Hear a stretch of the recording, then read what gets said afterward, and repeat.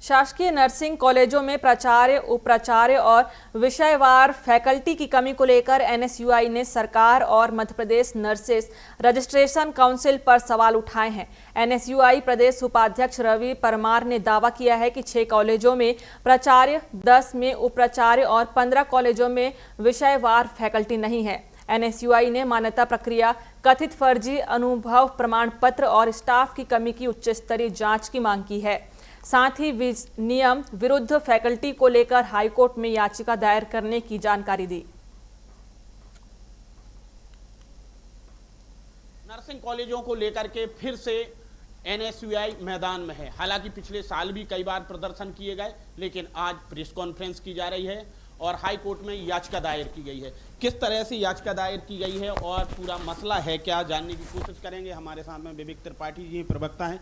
Sir, पिछली साल भी आपने काफ़ी संघर्ष किया, प्रदर्शन किया, लेकिन उसके बाद में अभी तक कोई स्थिति नहीं सुधरी है। फिर से आप आज प्रेस कॉन्फ्रेंस करके बता रहे हैं कि आपने हाई कोर्ट में याचिका दायर की है, तो क्या है मुद्दा पूरा? देखिए, व्यापम महाघोटाला हो, नर्सिंग महाघोटाला हो, मध्य प्रदेश को पूरे देश भर में शर्मसार करने का कार्य शिक्षा माफिया कर रहे हैं। निरंतर शिक्षा माफिया चाहते हैं कि प्रदेश के शासकीय विश्वविद्यालय और शासकीय महाविद्यालय खत्म करके पूरे शैक्षणिक संस्थानों का निजीकरण कर दिया जाए। इसके खिलाफ में एनएसयूआई के रवि परमार निरंतर लड़ाई लड़ रहे हैं। सीबीआई जांच हुई, उसके बाद भी नर्सिंग कॉलेजों की स्थिति में सुधार क्यों नहीं हो रहा है, इसको लेकर इन्होंने अभी याचिका लगाई है। हमारे साथ में अधिवक्ता अभिषेक पांडे जी भी है, जिन्होंने याचिका दायर की है। और हम सरकार जिस प्रकार से शासकीय महाविद्यालय को खत्म करने का षड्यंत्र रच रही है, उसके खिलाफ में हमारी ये पूरी लड़ाई है। हमारे साथ में वकील साहब भी हैं। वकील साहब, आपको याचिका मिली है, आपने याचिका दायर की है इनकी तरफ से, लेकिन अब आपको क्या लगता है कि वो आपकी याचिका जो आपने लगाई है, क्या वो आगे चल के उसका कुछ रिजल्ट निकलेगा?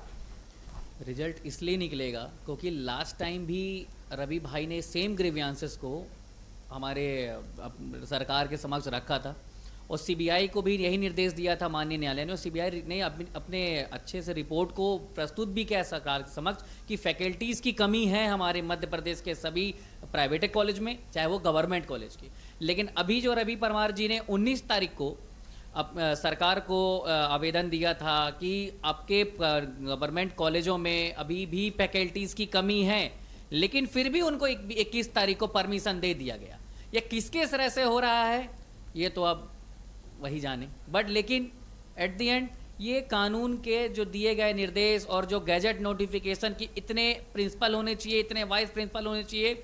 आपके पास वाइस प्रिंसिपल है नहीं, आपके पास प्रिंसिपल है नहीं, आपके पास एसोसिएट प्रोफेसर है नहीं, तो आप नर्सिंग कॉलेज किसके माध्यम से चलाएंगे? अभी तक जो ये लड़ाई थी एनएसयूआई की, वो लड़ाई अब कोर्ट तक पहुंच चुकी है। तो स्वाभाविक है कि जो कहा जाता है कि शायद सियासत में धरना, प्रदर्शन, आंदोलन ये चलते हैं और उन पर सुनवाई होती है, नहीं होती है, सरकार उस पर ध्यान देती है, नहीं देती है, ये अलग मसला होता है। लेकिन जब मामला कोर्ट में पहुंच जाता है तो फिर उसके बाद में कानूनी प्रक्रिया के तहत में जो कोर्ट के द्वारा कार्रवाई की जाती है, उस पर जरूर आगे चल के कहा जाए कि फैसला आता है। हाँ, ये अलग बात है कि किस तरह का फैसला आता है, ये अलग बात है। लेकिन अब मुझे भी लगता है कि शायद जो ये छात्र आंदोलन कर रहे थे, जिन छात्रों की लंबे समय से रिजल्ट नहीं आए हैं, मार्कशीट नहीं मिली है, उनका भविष्य कहा जाए गर्द में दिखाई दे रहा है, वो शायद अब जल्द ही सुलझता दिखाई देगा। कैमरा पर्सन सतीश गुप्ता के साथ जीएफ ठाकुर, टीवी 24 भोपाल।